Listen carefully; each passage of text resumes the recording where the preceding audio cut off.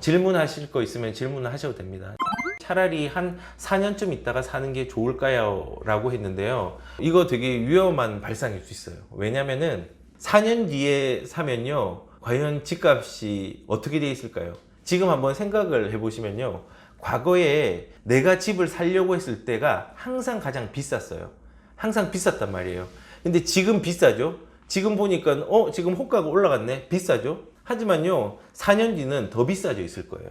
물론 조정이 있고 하락하는 시기는 있겠지만은 결론적으로는 긴 거시적인 관점에서 볼 때는 계속 우상향하고 있단 말이에요. 그러면은 사람들이 생각할 때는 지금 숫자로서 이렇게 지금 한계치에 도달하고 가격들이 지금 30평대가 반포 같은 경우는 34억, 35억짜리가 나타났는데 이게 더 이상 올라갈 수 있냐라고 이제 판단할 수 있는데요. 더 올라가요. 더 올라가는데 늘 얘기했지만 화폐 가치가 떨어지기 때문에 그 가치는 지금하고 과거랑 좀 다를 수 있어요. 그래서 4년 있다가 사는 게 좋을까요? 라는 질문요. 4년 있다가 사는 게 아니라 지금 만약에 집이 없으시다면요. 지금 사서 대체하는 게 훨씬 좋아요. 그래서 지금 전세가 굉장히 모자란 이유 중에 하나가 3기 신도시 같은 경우에 받으려면 집이 없어야 되잖아요. 그리고 당해 연도 예전에는 1년만 있으면 되는데 지금 2년 있어야 되잖아요. 이걸 노리고 가는 분들이 있어요. 그래서 그거를 청약을 해야지 하는데요. 지금 본 청약은 100% 당첨이에요. 근데 사전 청약이잖아요. 사전 청약에는 경쟁률이 들어가요. 그 경쟁률이 본 청약에 들어가는 걸 조금 앞당긴 거예요. 앞당기기 때문에 그 확률에 내 인생을 걸면 안 되지 않겠어요? 저는 개인적으로는 4년을 기다리고 이렇게 하는 것 자체는 좀 반대하는 입장이에요. 그래서 기다리지 마시고요. 지금 주택이 한 채도 없으면은 지금 현재 저평가된 지역들에 접근하시는 게 좋고요. 만약에 지금 한 채가 있는데 이게 가격들이 조금 덜 반영되는 곳이다. 그러면은 대출을 이용해서 갈아타기를 하세요. 1주택에서 1주택으로 갈아타는 거는 정부에서 허용하고 있고 주택을 갈아타는 입장에 대해서는 취득세를 8%를 적용 안 시킨다고 했거든요. 만약에 이제 접근하실 때는 그런 식으로 갈아타기를 접근하거나 무주택이면은 1주택을 반드시 해서 2021년 6월 이전까지는 탑승하시고 그 시장을 좀 관망하고 버티기로 가시는 게 좀 좋을 것 같아요. 언제 떨어질까요? 저는 영원한 상승과 영원한 하락을 믿지 않습니다. 그런데 떨어지는 거는 지금 사실은 조정이 일어날 타이밍인데 거꾸로 6억 이하의 저가 주택들이 지금 거래된 것의 과반수 이상이 신고가를 경신을 했어요. 그리고 강남도 지금 정부에서도 인정하고 있는데 부동산 사자라는 방향으로 좀 바뀌어가지고 정말 극미하게 나오는 송파에 강남에 이런 아파트들 가격들 더 올라가고 있고요. 그 다음에 강북은 상대적으로 저가했잖아요. 지금 굉장히 많이 올랐어요. 그래서 지금 거기도 매물은 많이 없는데 매물에서 거래되는 거 족족 신고가 그 가격들을 계속 올리고 있는 거예요. 근데 지금 현재 이제 떨어질 건요 당분간 없을 것 같아요. 약간의 조정은 있을 거예요. 만약에 이제 정책이 또 어떻게 나오느냐. 현금을 막아버리면 떨어져요. 근데 그렇게 막으면요. 진짜 대폭동이 일어날 거예요. 대폭동. 그래서 그것까지는 안 할 것 같지만 떨어지는 거는 내년도 안 떨어져요. 내년은 서울 같은 경우는요. 공급이 줄어드는 게 아니라 거의 없어지는 수준이에요. 충분히 공급을 해줘야 되는데 2021년도, 2022년도는요. 규제의 일변도를 했기 때문에 공급이 전혀 없는 시장이 될 거예요. 그러면 서울 같은 경우는요 이상한 시장이 되는 거죠. 거래는 거의 없어요. 거의 없는데 하나하나 나올 때마다 고가 행진을 할 거예요. 그리고 이제 이번 정부가 끝나거나 아니면 공급 정책이 뭔가 지금 서울에서 재건축이 풀리고 재개발이 풀리고 규제 완화가 완전하게 되었을 때 그때 정도에 떨어질 수 있어요. 지금은 공급량이 없어가지고 못 떨어져요. 좋은 곳에 사람들이 들어가고 싶어 하잖아요. 사람들이 욕망이 있단 말이에요. 내가 여기에 들어가야지, 그리고 여기에서 내가 살아봐야지라는 욕망이 있단 말이에요. 그 욕망이 가장 많은 데가 어디냐면요. 강남권이고 서울이란 말이에요. 그 욕망은 계속 있어요. 이 욕망이 있는 지역에 사람들의 그 니즈를 충족시켜 주려는 공급들이 필요해요. 그게 끝까지 나오지 않는 한은 앞으로 떨어질 일은 아직까지는 없어요. 물론 이제 그러면은 부동산 전체가 다 올라가느냐? 아니요, 올라가진 않아요. 양극화의 심화가 극도로 더 심해질 거예요. 서울은 계속 오를 거예요. 지방은 지금 올라도 기뻐할 건데 정부가 막진 않을 거예요. 워낙 안 올랐으니까. 근데 지방은 더 떨어질 거예요. 제가 잘 하는 비유가 있는데 서울대학교에 입학생을 늘린다고 해서 서울대가 미달이 되잖아요. 입학생을 1000명 들였어요. 그러면은 연대 고대에 있는 사람들이 끌어올라와 가지고 서울대로 1000명을 채울 거예요. 그럼 연대 고대에 1000명들은 어떡하냐? 서강대라든지 한양대라든지 그 밑에 있는 대학에 있는 사람들이 끌어올라가고요. 결국은 어디서 미달이 될까요? 지방대에서 미달이 돼요. 지금 부동산도 똑같은 거예요. 수요가 있고 사람들이 필요로 하는 곳은요 계속 몰리고요, 소외받는 곳은 계속 소외받을 거예요. 그래서 나중에는 일본처럼 될 수 있어요. 지금 일본 같은 경우는요, 부동산이 이제 집 한 개가 1000원에 나오고 돈이 0원인 곳도 있어요. 왜 그러냐면은 세금이 너무 부담스러워서 지금 집은 안 팔리니까 그냥 세금이라도 어떻게 해치우고 싶은 거예요. 그래서 그냥 집을 1000원에 내놓고 0원에 내놓는단 말이에요. 근데 도쿄 같은 경우는 계속 연간 4%씩 가격들이 올라가고 있어요. 왜 그럴까요? 이것도 양극화예요, 양극화. 사람들이 필요한데 수요가 있는 데는 계속 몰린단 말이에요. 그래서 언제 떨어질까요? 했는데 당분간은 떨어질 일은 없을 것 같아요. 추측이 아니라 지금 시그널, 공급의 시그널 자체, 그리고 지금 규제 1번도의 시그널이 가격들을 떨어뜨릴 수가 없어요. 우리가 공부만 잘한다고 사람이 좋은 건 아니잖아요. 인성도 좋아야 되잖아요. 근데 지금 정부에서는 공부만 잘하고 있는 거예요. 그 인성에 대한 부분들, 우리 실수요자나 이런 사람들의 어떤 수요들을 정성적으로 바라보지 않고 정량적으로만 바라봐요. 그러면은 지금 이제 떨어질 예정은 없어요. 제가 생각할 때는. 그래서 지금 언제 떨어질까를 기다리면서 집을 사지 않는 사람들은요, 지금 이제 조정되겠지. 규제책 더 세게 나오겠지. 그러면은 집을 그때 사야지. 그런 생각 버리셔야 돼요. 어제보다 항상 오늘 시장이 더 좋아요. 그리고 어제보다 항상 오늘 시장이 더 비싸게 느껴져요. 그렇기 때문에 지금 비싸다고 안 사는 게 아니라 5년 뒤, 10년 뒤에 내가 지금 가진 돈으로 내가 지금 현재 가고 싶은 곳에 더 들어갈 수 없고 더 멀어져요. 그러니까 언제 떨어질까에 대한 질문보다는 지금 은행에서 어디에서든 내 재산을 보여줄 수 없으니까 지금 현재 재산을 그냥 관리하고 그대로 유지시키기 위해서라도 저는 개인적으로 집을 사야 된다고 생각을 해요. 투기꾼이죠. 지금 정부에서 지금 말하는 엄청난 투기꾼이에요, 제가.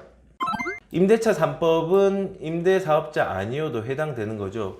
임대사업자의 어떤 형태를 그대로 임대차 3법에 들고 왔어요. 거래에 대해서 임차인의 우선순위가 돼서 그 거주기간을 보호해주죠. 그 다음에 5% 올리는 전월세 상한제에 대한 부분들 적용이 되죠. 그래서 임대사업자가 의미가 없어진 거죠. 임대차 3법이 시행된 순간 임대사업자가 의미가 없어진 거예요. 그러니까 정부도 이제 이거를 파악하고, 예전에는 독려했지만은 지금은 다세대, 단독주택, 뭐 이런 오피스텔 빼고는 전부 다 임대사업자를 폐지하잖아요. 그러니까 똑같아서 그런 거예요. 의미가 없어졌어요. 저평가된 지역은 어디일까요? 이게 가격에 따라 다른 거예요. 가격에 따라 다른데, 지금 서울 같은 경우는 6억 이하의 주택들이 몰린 곳이 노원구라든지 도봉구의 일부 지역들, 중랑구, 금천구, 그 다음에 구로구 이런 쪽에서 6억 이하의 아파트들이 많아요.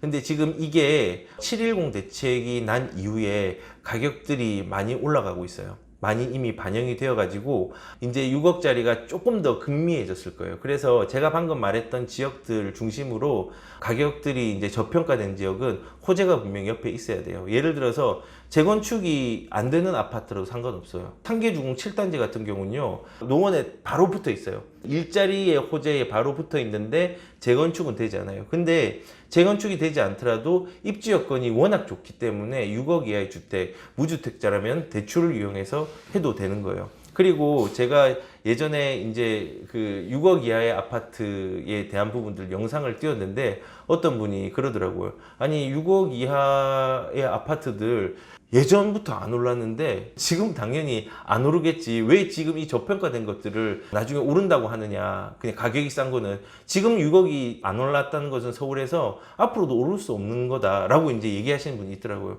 그 잘못된 생각이에요.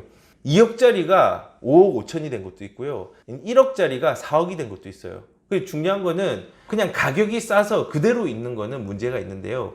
가격들이 호재를 안고 변화되어 가지고 아직까지 6억 미만짜리가 있는 건요, 나중에도 오를 가능성이 굉장히 커요. 그래서 6억 이하라고 다 나쁜 건 아니라 6억 이하도 이제는 키 맞춤을 해야 되기 때문에 순서가 있는 게 분명히 있단 말이에요. 그래서 그런 것들은 싼 게 아니라 저평가라고 표현을 한 거죠. 그래서 방금 이제 저평가된 지역은 어디 있을까 했는데, 저평가된 지역은 아까 말한 그 4개의 지역들 한번 고민하면 될 것 같고요. 경기도 같은 경우도 아직까지 저평가된 지역들이 좀 있어요. 제가 이제 영상에도 몇 군데 말했던 시흥이라든지 하남이라든지, 하남도 굉장히 많이 올랐는데 아직도 이제 틈새가 있는 지역들이 있단 말이에요. 그리고 최근에 의왕도 굉장히 많이 올랐는데 여기도 틈새가 있고요. 그 다음에 성남에도 아직 틈새가 있고, 분당 같은 경우도 틈새가 있어요. 그래서 저평가라는 의미 자체를 조금 먼저 아셔야 되는데, 저평가는요, 싼 게 아니라 상대적으로 호재에 비해서 그 호재가 진행이 되면서 아직까지는 그 호재를 크게 흡수를 많이 못한 지역을 저평가라고 저는 생각하면 될 것 같아요. 그래서 서울 같은 경우는 6억 이하가 저평가고, 아까 그 4개의 지역들 한번 살펴보시면 될 것 같아요. 임대차 3법이 통과하면 시장은 어떻게 될까요? 임대차 3법이 통과를 하면요, 첫 번째는 직전까지 급등을 하는 전세 시장이 만들어지겠죠. 그러면 그 급등한 시장 속에서 전세가가 올라갔으니까 그 다음에 순서는 매매가가 올라갈 거예요. 그리고 전세에 대한 대란들이 더 크게 심화될 거예요. 왜냐? 계약갱신 청구권하고 전월세 상한제 때문에 5%밖에 못 올리는데, 그런데 4년이 의무기간이 돼요. 그러면은 거래할 수 있는 임대 수요들이 극히 줄어드는 시장이 될 거란 말이에요. 그리고 임대차 3법 중에서 전월세 신고제라는 게 있어요. 전월세 신고제가 시행이 되면요, 단독주택의 불법 용도로 용도를 변경하거나 쪼개기를 하거나 아니면 증축을 한 부분들이 이제는 여실히 드러날 거예요. 그래서 임대차 3법 중에서 신고제에 대한 부분 때문에 30일 안에 임차인에 대한 부분들을 거주기간이라든지 계약 금이라든지 이런 것들을 신청을 하고 이제 투명화가 되면은 기존에 있는 불법 건축물에 대한 이행 강제금도 더 많이 부과될 수 있는 부분들이 있어요. 그러면 이제 임대인들은 이게 부과되면은 어떻게 할까요? 특히 이제 다가구 주택을 제가 얘기를 하는 건데, 다가구 주택에서 이렇게 이행 강제금이 늘어날 수 있는 여지가 생긴다. 이거 불법 내가 저지르지 않았는데 지금 투명화되니까는 신고를 해야 되네. 신고를 했어요. 그럼 이행 강제금이 부과가 되면 뭘 올리냐? 관리비를 올리겠죠. 관리비는 10,000원 받든 50,000원 받든 100,000원 받든 이거는 그 집주인 마음이에요. 사실은 이게 되게 큰 수익이거든요. 다가구 주택에 말씀을 드리는 거예요. 그래서 일단은 임대차 3법이 통과되면은 전방위적으로 시장이 막히고 결국은 매매가가 올라가는 양상들도 더 일어날 수 있는 부분이 있다는 걸 말씀을 드리고요. 예전에 89년도에도 이런 전세를 1년에서 2년 올릴 때 부작용이 일어났잖아요. 근데 이번 정부에서는 이런 게 일어나지 않을 거라고 얘기를 했는데 결과적으로는 지금 전세를 구할 수가 없어요. 2,000세대가 되는 주택에 전세가 한 건도 안 나온다는 게 말이 돼요? 지금 그런 데가 되게 많다고요. 그래서 이게 이제 시작에 불과하고, 이게 묶이면 전세 묶이고 전세가가 고가로 있는 상태에서 유지되는 것도 많기 때문에 앞으로 이제 매매가를 끌어올리는 시장으로 이게 디딤돌 역할을 할 것 같아요. 1주택 1분양권 가지고 있는데 하루에도 몇 번 생각이 왔다 갔다 합니다. 집을 팔려고 내놨다 다시 거두려다 미치겠습니다. 분양권이 뭐 투기 지역에 있는지, 투기 과열 지역인지, 조정 대상 지역에 있는지, 아니면은 뭐 어디에 있는지는 정확하게 모르겠지만요. 그 1주택에 1분양권이면 주택이 2개잖아요. 근데 이제 분양권이 원래 채권 형태지만은 116 대책 때 분양권도 채권이 아닌, 채권임에도 불구하고 주택으로 포함시키겠다고 하니까 이거는 분명히 이제 세금에 대한 부분에 여러 가지 제재가 있을 수 있어요. 근데 분명한 건요, 지금 이거를 이미 가졌잖아요. 자금에 대한 여력들이 있다면요, 3년 버티세요. 3년, 4년 버티고, 분양권이 이제 준공한 다음에 2년 정도까지는, 지금 현재는 세금이 70%까지 부과되게 되어 있지만은 1년, 2년 지나면 60, 70이잖아요. 그리고 그걸 견디고 조금 가져가세요. 가져가시면은 위치는 어딘지 정확히 모르겠지만은 나중에 중과세라든지 이런 부분들이 폐지될 때, 그때 이제 매도 시점 한번 잡아 보시는 게 좋을 것 같아요. 민주당을 찍은 1인이고 40대 초반인데요. 완전히 신뢰를 잃었습니다. 왜 그럴까요? 정책을 이해할 수가 없어요. 이게 저도 이제 공직 생활을 해봤잖아요. 이게 정답이라고 찍으면요, 이 정답이 진실이 될 때까지 근거를 붙여야 돼요. 그러니까는 행정이 되게 중요한 게 이거예요. 그 행정의 일관성이 중요해요. 이게 설령 정답이 아니라도 행정의 일관성에 어긋나면요, 이게 잘못됐다고 하더라도 이걸 유지를 해야 돼요. 왜냐하면 이 행정의 일관성이 틀어지잖아요. 그러면 더 신뢰를 잃거든요. 그러니까 지금 방향을 잘못해서 왔는데 민주당이 근데 이거를 틀면은 더 잘못될까봐 두려운 거예요. 지금 그런 상황인 거죠. 저는 정치적인 옛날 성향을 밝히면요, 굉장한 진보 성향이었어요. 지금은 이제 진보냐 뭐 보수냐 이게 이제 중요한 게 아니라 지금 정책의 현상이 더 중요해요. 근데 이 현상이 부작용이 크니까 지금 정책이 그리고 지금 당이 좀 싫어진 거죠, 사실은. 되게 싫어요, 사실. 왜냐면은 너무 많은 피해자를 가지게 하고 부작용으로 곡소리 난 사람도 굉장히 많단 말이에요. 나중에 이제 범죄자를 만드는 거예요. 국세를 내지 못해가지고 집을 잃어버리는 사람들 얼마나 많을까요? 분명히 많아질 거란 말이에요. 그래서 저도 이제 민주당을 사랑했습니다. 경상도 사람이지만은 민주당의 진보 세력들을 굉장히 사랑했습니다. 근데 지금 부동산을 하면서 실망감이 있었어요. 그러니까 저는 그 보수 진보를 떠나서 지금 현재는 보수당이 조금은 마음이 더 가요. 왜냐하면은 정책이라는 게 100% 완벽한 건 없지만요, 지금처럼 부작용을 심각하게 낳은 부분들은 조금 덜했다고 생각을 들어요. 그래서 민주당은 저는 이제 나쁜 말을 하자면 정의로워 보이는데 뒤에서 속내가 좀 다른 것 같아요. 근데 보수당은요, 욕심이 굉장히 많아요. 근데 그걸 대놓고 욕심을 부려요. 그러니까 오히려 저는 그게 그냥 아닌 척 하는 것보다 좀 낫다는 생각을 좀 하는 거예요. 아무튼 뭐 너무 정치적인 얘기 많이 하면은 사람들이 좀 싫어할 것 같으니까, 옥수동에 신축 아파트 몇 개 없는 매물 중에 20평대와 30평대 전세가 때문에 현재로서는 갭이 같은데 어느 쪽을 선택해야 될까요? 30평대를 선택하는 게 저는 더 좋을 것 같고요. 제가 지금 갭 얘기가 나와서 하는 말인데요, 지금 전세가 많이 올라갔잖아요. 제가 예전 영상을 보시면요, 매매가의 속도보다 전세가의 속도가 빨라지면요, 갭 투자자들 늘어나요. 지금 이제 그렇게 늘어나는 시장이 될 수 있어요. 그래서 만약에 집이 없는 사람이고 현금을 보유하고 대출이나 전세자금, 집담보대출이나 전세자금 대출을 이용하지 않는 사람이라면 저는 한 채 괜찮다 생각해요. 갭으로도 사셔도 상관없어요. 그래서 옥수동 굉장히 좋은 동네잖아요. 20평대, 30평대 중에서 가격대가 내 재정이 빚을 많이 안 내고 갈 수 있는 30평대가 있다면 거기가 더 좋고요. 근데 재정이 조금 딸려. 그래서 지금 같지 않은 경우가 지금 뭐 하루 이틀이 계속 바뀌니까 된다면 그때는 20평을 가도 무관하다고 저는 생각이 됩니다. 다주택자든 무주택자든 전세자든 다 힘든 시장이에요. 이 힘든 시장 모두가 잘 극복하셨으면 좋겠습니다.